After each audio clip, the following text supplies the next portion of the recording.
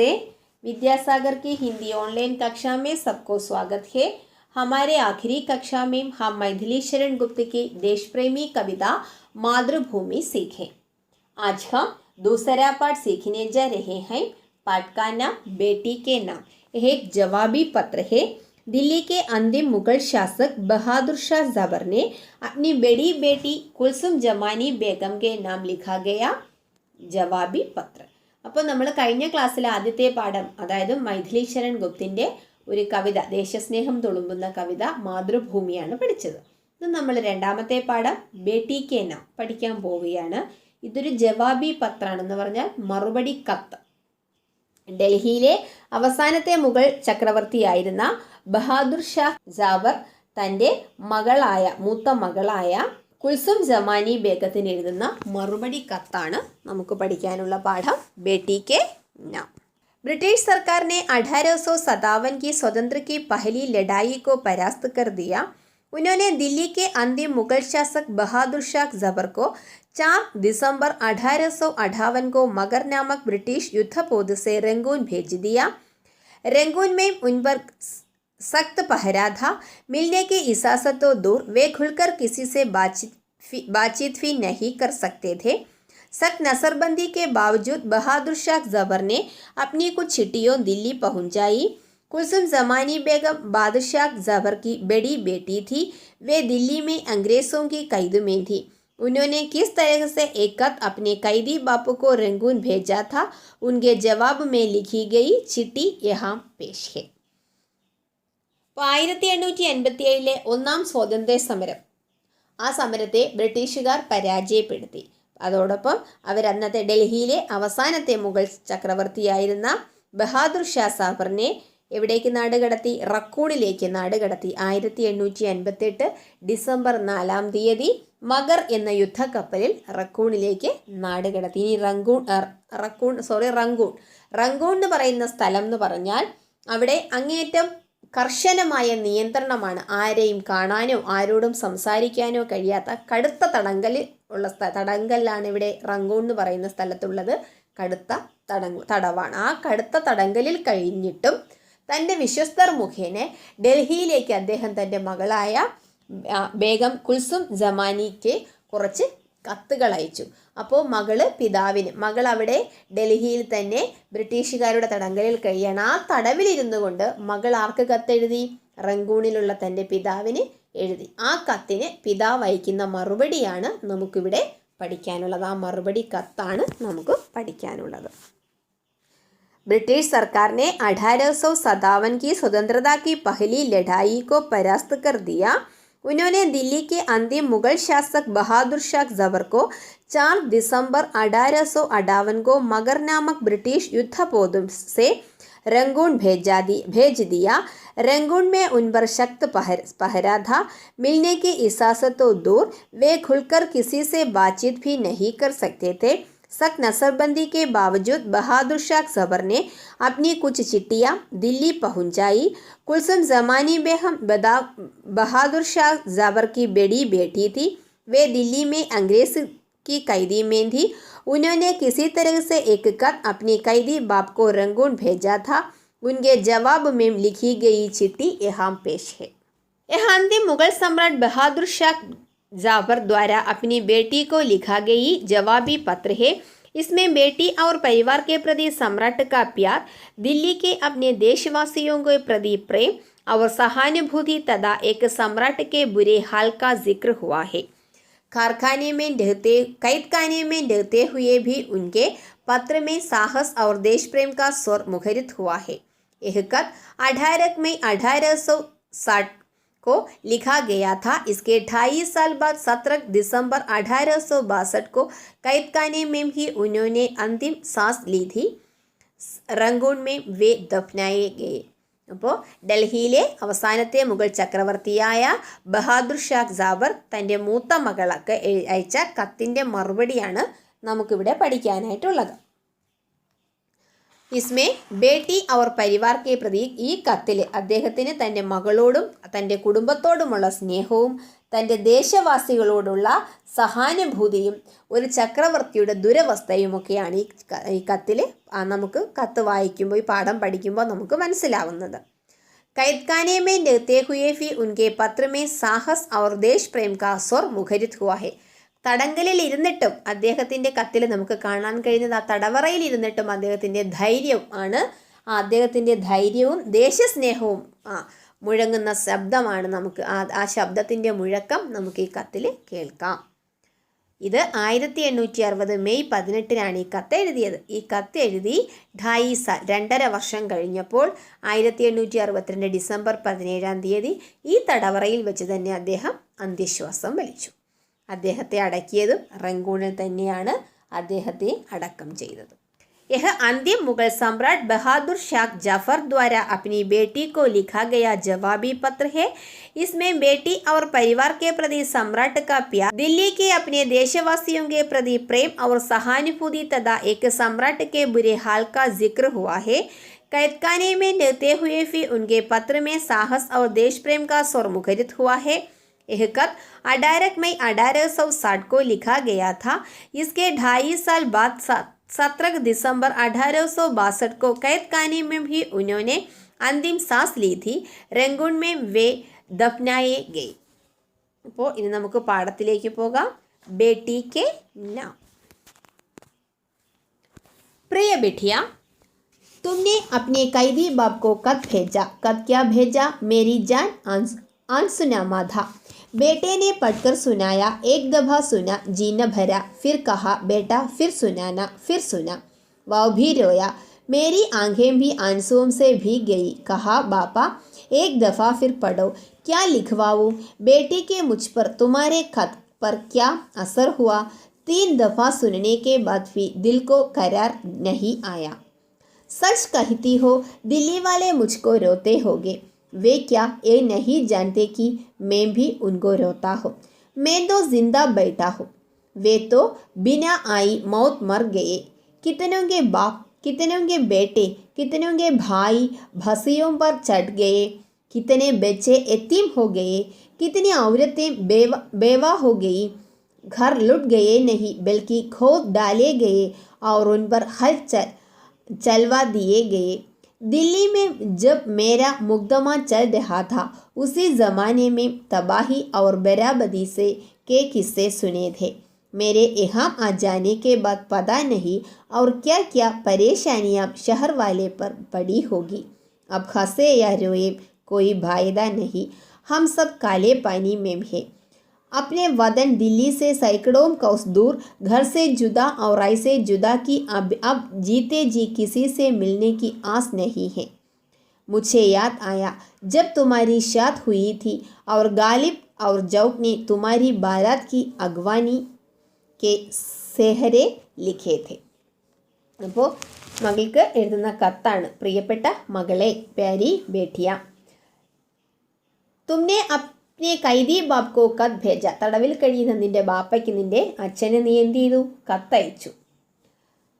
കത്ത് ക്യാ ഭേജ മേരി ജാൻ ആൻസുമാൻ ഥ. അത് കത്തല്ല, ഒരു കണ്ണീർ കഥയായിരുന്നു, ഒരു സങ്കട കഥയായിരുന്നു അത്. ബേട്ടേനെ പഠ്കർ സുനായ. പുത്രൻ കത്ത് വായിച്ച് കേൾപ്പിച്ചു. ഏക് ദഫ സുന ജി ന ഭര. ഒരു വട്ടം വായിച്ചിട്ട് എനിക്ക് എന്ത് കേട്ടിട്ട് എന്തല്ല, എൻ്റെ മനസ്സ് നിറഞ്ഞില്ല. ഫിർ കഹ ബേട്ടെ ഫിർ സുനാന. വീണ്ടും വായിച്ചു കേട്ടു. വൗ ഭി രോയ. മേരെ ആങ്ക് ഭി ആൻസുവും സെ ഭീഗ് ഗയി. അവൻ കരഞ്ഞു, എനിക്കും കണ്ണുകൾ നിറഞ്ഞു. കഹാ ബാബ ഏക് ദഫാ ഫിർ പഠോ. ക്യാ ലിഖാവൂ ബേട്ടി കി മുझ पर तुम्हारे खत का क्या असर हुआ. കരഞ്ഞുകൊണ്ട് അവൻ പറഞ്ഞു, ഒന്നുകൂടി വായിക്കാം. അല്ലയോ മകളെ, എനിക്ക് നിന്നെ അറിയിക്കാൻ കഴിയില്ല. നിന്റെ ഈ കത്ത് എന്നിൽ എത്രമാത്രം സ്വാധീനം ചെലുത്തി, എന്നെ എങ്ങനെ സ്വാധീനിച്ചു എന്ന് നിന്നെ അറിയിക്കാൻ എനിക്ക് കഴിയില്ല. ഞാൻ എങ്ങനെ നിന്നെ അത് എഴുതി അറിയിക്കും. 3 दफ़ा सुनने के बाद भी दिल को करार नहीं आया. 3 പ്രാവശ്യം വായിച്ച് കേട്ടിട്ടും എൻ്റെ മനസ്സിന് സമാധാനം ഉണ്ടായില്ല. കരാർ പറഞ്ഞാൽ ആശ്വാസം കിട്ടുക, സമാധാനം കിട്ടുക. सच कहती हो, दिल्ली वाले मुझको रोते होंगे. वे क्या यही नहीं जानते कि मैं भी उनको रोता हूँ. നീ സത്യം തന്നെയാണ് പറയുന്നത്. നീ പറഞ്ഞത് സത്യമാണ്. ഡൽഹി വാസികൾ, അതായത് എൻ്റെ ദേശവാസികൾ എന്നെ ഓർത്ത് കരയുന്നുണ്ടാവും. പക്ഷേ അവരറിയുന്നുണ്ടോ ഞാനും അവരെ ഓർത്ത് കരയുകയാണെന്ന്? മേ ദോ ജിന്ദാ ബൈഠാഹും വേ തോ ബിന ഔത് മർ ഗയെ. ഞാൻ ഇപ്പോഴും ജീവിച്ചിരിക്കുന്നു, പക്ഷെ അവരൊക്കെ എന്ത് ചെയ്തു? അവിചാരിതമായി മരണപ്പെട്ടവരാണ്. കിത്തനോങ്കെ ബാപ്പ്, എത്രയോ പേരുടെ പിതാക്കന്മാർ. കിത്തനോങ്കെ ബേട്ടെ, എത്രയോ പുത്രന്മാർ. കിത്തനോങ്കെ ഭായി, എത്രയോ പേരുടെ സഹോദരന്മാർ. ഫസിയോംബർ ചഡ്ഗയെ, തൂക്കിലേറ്റപ്പെട്ടു. ഫസിയോംബർ ചഡ്ന തൂക്കിലേറുക. എത്രയോ പേര് തൂക്കിലേക്കപ്പെട്ടു. കിത്തനെ ബച്ചെ എത്തീം ഹോ ഗയെ, എത്ര കുട്ടികളാണ് എത്തീം അനാഥരായത്. കിത്തനി ഔരത്തെ ബേവാ ഹോ ഗയി, എത്ര സ്ത്രീകളാണ് വിധവകളായത്. ബേവ വിധവ, എത്ര സ്ത്രീകളാണ് വിധവകളായത്. ഘർ ലുട്ട് ഗയേ നഹി ബൽക്കി ഖോദ് ഡാലേ ഗയേ ഔർ ഉൻപർ ഹൽ ചൽവാ ദിയേ ഗയേ. വീടുകൾ കൊള്ളയടിക്കപ്പെടുകയല്ല ചെയ്തത്, നിലം ഉഴുകുന്നത് പോലെ അവർ ഉഴുതുമറിക്കുകയായിരുന്നു ആ വീടുകൾ. दिल्ली में जब मेरा मुकदमा चल रहा था उसी ज़माने में तबाही और बराबरी के किस्से सुने थे. ഡൽഹിയിൽ എൻ്റെ കേസ് നടന്നുകൊണ്ടിരുന്ന സമയത്ത് എനിക്ക് ഈ കാര്യങ്ങളെല്ലാം, അവിടുത്തെ നാശനഷ്ടങ്ങൾ, ആ കാലത്ത് നടന്നിരുന്ന നാശനഷ്ടങ്ങൾ ഒക്കെ എൻ്റെ കേസ് നടന്നിരുന്ന സമയത്ത് ആ കാലഘട്ടത്തിൽ ഞാൻ കേട്ടിരുന്നു, എനിക്ക് കേൾക്കാൻ കഴിയുമായിരുന്നു. मेरे यहाँ माँ जाने के बाद पता नहीं और क्या क्या परेशानियाँ शहर वालों पर पड़ी होगी. എന്നാൽ ഇന്ന് ഇവിടെ വന്നതിന് ശേഷം എൻ്റെ ദേശവാസികൾ അനുഭവിക്കുന്ന ഒരു ബുദ്ധിമുട്ടും ഒരു പ്രശ്നങ്ങളും ഒന്നും എനിക്ക് അറിയാൻ കഴിയുന്നില്ല, അവരെന്തൊക്കെയാണ് അനുഭവിക്കുന്നതെന്ന്. അബ് ഹസേ യാ രോയേം കോയി ഭായതാ നഹി. ഇപ്പോൾ സന്തോഷിച്ചിട്ടോ അല്ലെങ്കിൽ കരഞ്ഞിട്ടോ ദുഃഖിച്ചിട്ടോ ഒന്നും ഒരു കാര്യവുമില്ല. ഹം സബ് കാലേ പാനി ഹെ, ഞങ്ങളെല്ലാം നാട് കടത്തപ്പെട്ടവരാണ്. കാലാപാനി, നാട് കടത്തപ്പെട്ടവരാണ് ഞങ്ങളെല്ലാം, കാലേ പാനികളാണ്. अपने वतन दिल्ली से सैकड़ों कोस दूर घर से जुदा और ऐसे जुदा की अब जीते जी किसी से मिलने की आस नहीं है. നമ്മുടെ രാജ്യത്ത് നിന്നും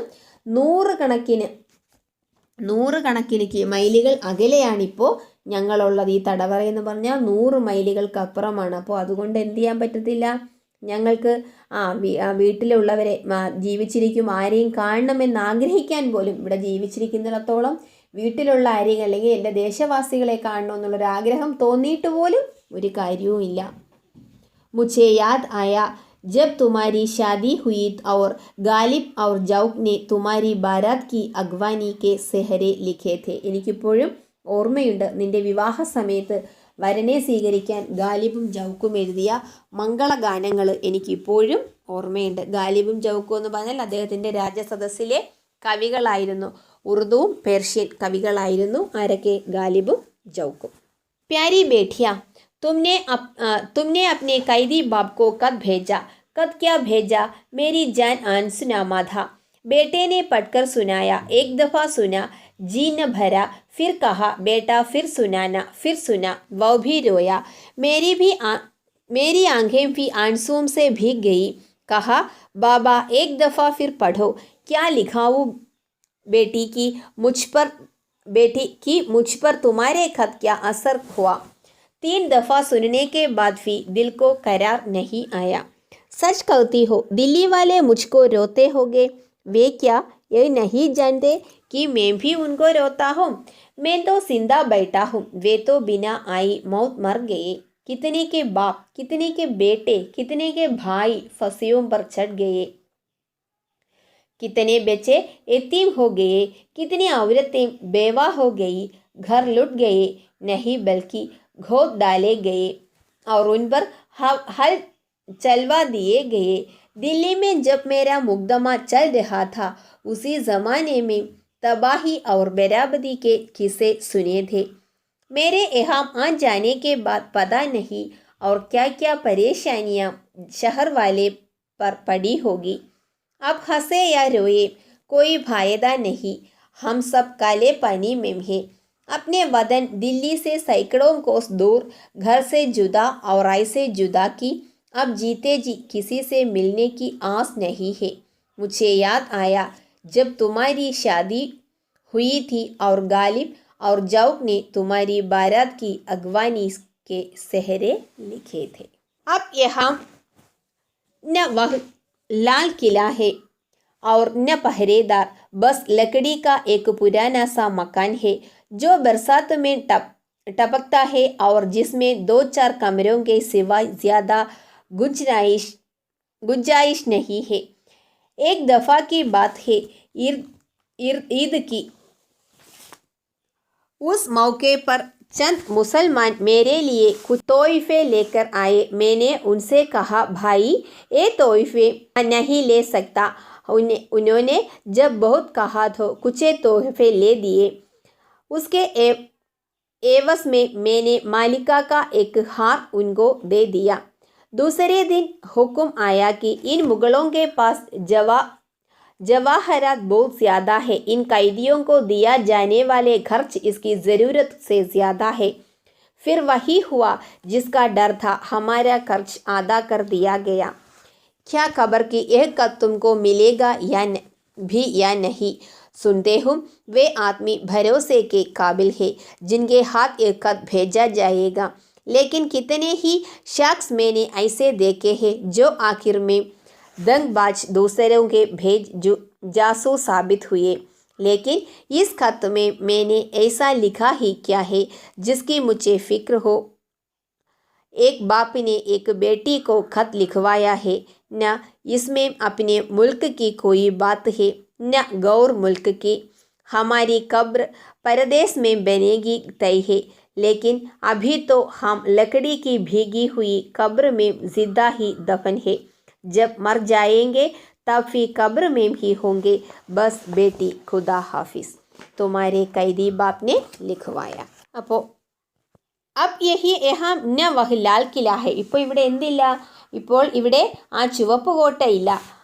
അവർ പഹരേദാർ, കാവൽക്കാരുമില്ല. പിന്നെ എന്താണുള്ളത്? മഴ പെയ്താൽ ചോരുന്ന തടി കൊണ്ടുള്ളൊരു പഴയ കെട്ടിടം മാത്രമാണുള്ളത്. അതിൽ ഒന്നോ രണ്ടോ മുറികളല്ലാതെ വേറെ ഒരു സൗകര്യവും ഇല്ല. ഏക് ദഫാ കി ബാത്ത് ഹെ. ഒരിക്കൽ ഈദ് കാ ദിൻ, ഒരു ഈദ് ദിവസം, അതായത് ഒരു പെരുന്നാൾ ദിവസം, ഒരു ഈദ് ദിവസത്തെ ഈദിൻ്റെ അവസരത്തിൽ നടന്ന കാര്യമാണ് ഞാൻ പറയുന്നത്. അന്ന് കുറേ മുസൽമാന്മാർ എനിക്ക് സമ്മാനങ്ങളുമായി വന്നു. കുറേ മുസ്ലിങ്ങൾ എന്ത് ചെയ്തു? മുസ്ലിം സഹോദരങ്ങൾ എനിക്ക് കുറച്ച് സമ്മാനങ്ങളുമായി വന്നു. ഞാൻ അവരോട് പറഞ്ഞു, ഭായിയോ അല്ലയോ സഹോദരന്മാരെ, എനിക്ക് എന്ത് വേണ്ട? എനിക്ക് ഈ സമ്മാനങ്ങൾ സ്വീകരിക്കാൻ കഴിയില്ല. പക്ഷേ അവർ വളരെയധികം നിർബന്ധിച്ചപ്പോൾ ഞാൻ എന്ത് ചെയ്തു? സമ്മാനങ്ങൾ ഞാൻ എടുത്തു. എന്നിട്ട് അതിന് പകരമായി ഞാൻ അവർക്ക് മലികാക്ക എക്ക് ഹാർ ഉൻകോ ദേ ദിയ, ഒരു രത്നമാല അവർക്കായിട്ട് ഞാൻ കൊടുത്തു. എനിക്ക് സമ്മാനങ്ങൾ തന്നപ്പോൾ അതിന് പകരം ഞാൻ അവർക്ക് എന്ത് കൊടുത്തു? ഒരു രത്നമാല കൊടുത്തു. ദൂസരേ ദിൻ ഹുക്കും ആയ, പിറ്റേ ദിവസം ഒരു ഉത്തരവ് വന്നു. എന്താണ്? മുഗളന്മാരുടെ പക്കൽ വളരെയധികം രത്നങ്ങളുണ്ട്. അതുകൊണ്ട് എന്ത് ചെയ്യുക? ഇവർക്ക് ചിലവുകൾ കൊടുക്കുന്നത് ഇവർക്ക് നമ്മൾ അധികമാണ് ഇവരുടെ ചിലവിന് കൊടുക്കുന്നത്. അവർക്ക് ഒരുപാട് രത്നങ്ങളൊക്കെ അവർ പക്കൽ ആക്കി വെച്ചിട്ടുണ്ടാവുണ്ട്. അത് എന്ത് ചെയ്തു? ഞങ്ങൾ പേടിച്ചത് തന്നെ നടന്നു. ഞങ്ങളുടെ ചിലവ് പകുതിയാക്കി വെട്ടിക്കുറച്ചു. ചിലവിൻ്റെ എന്ത് ചെയ്തു? രൂപ വെട്ടിക്കുറച്ചു. ചിലവ് പകുതിയാക്കി വെട്ടിക്കുറച്ചു കളഞ്ഞു. ക്യാ ഖബർ കി യഹ് ഖത്ത് തുംകോ മിലേഗാ ഭി യാ നഹി.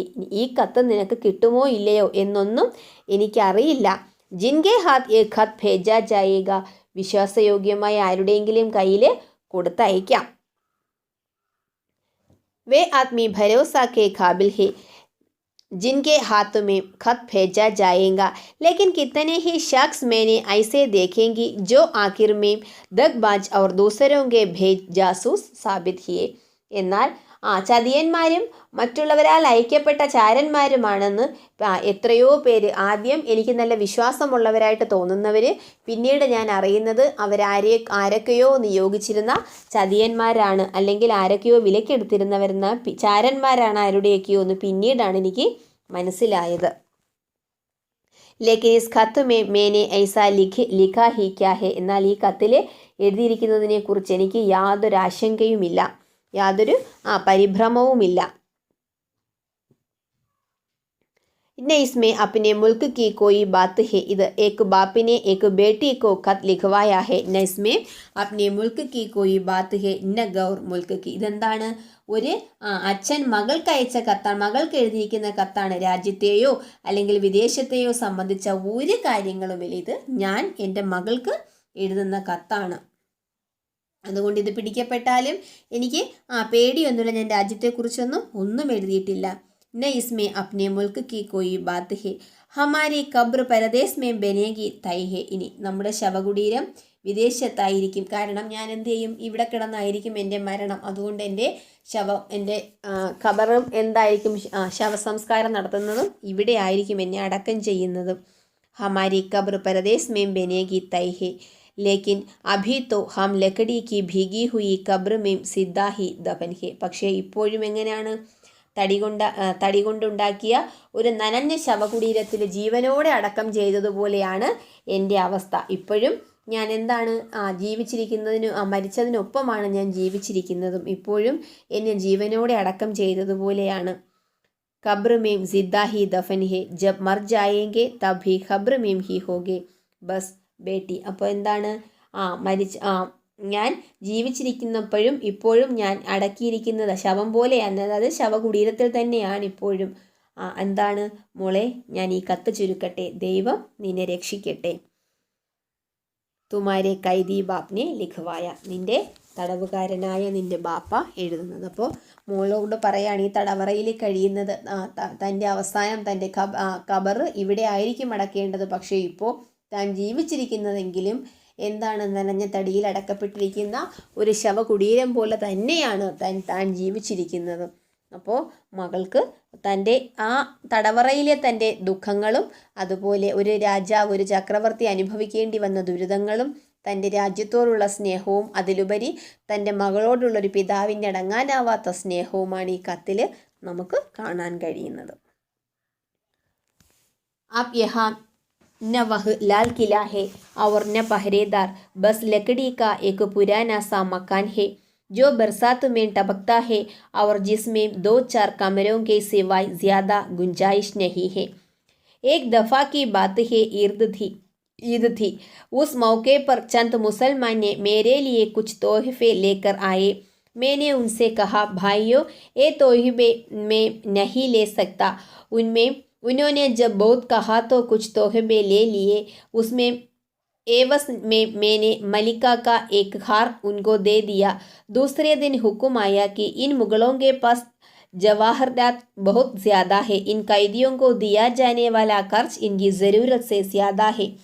फिर भी वह हुआ जिसका डर गया, हमारा खर्च आधा कर दिया गया. क्या खबर की हकीकत तुमको मिलेगी फी या नहीं, सुनता हूँ वे आदमी भरोसे है के काबिल है जिनके हाथ वह हकीकत भेज जाएगा.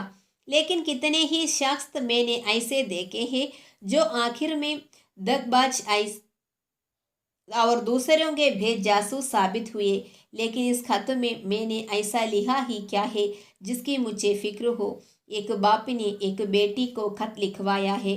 न इसमें अपने मुल्क की कोई बात है न मेरे गैर मुल्क की. हमारी ഖബ്ർ परदेश में बनेगी तय है लेकिन अभी तो हम लकड़ी की भीगी हुई ഖബ്ർ में जिंदा ही दफन है. जब मर जाएंगे तब भी ഖബ്ർ में ही होगे. बस बेटी खुदा हाफिज. मेरी तुम्हारे കൈദി ബാപ്നെ ലിഖ്വായ. അപ്പോൾ പാഠം മനസ്സിലായല്ലോ.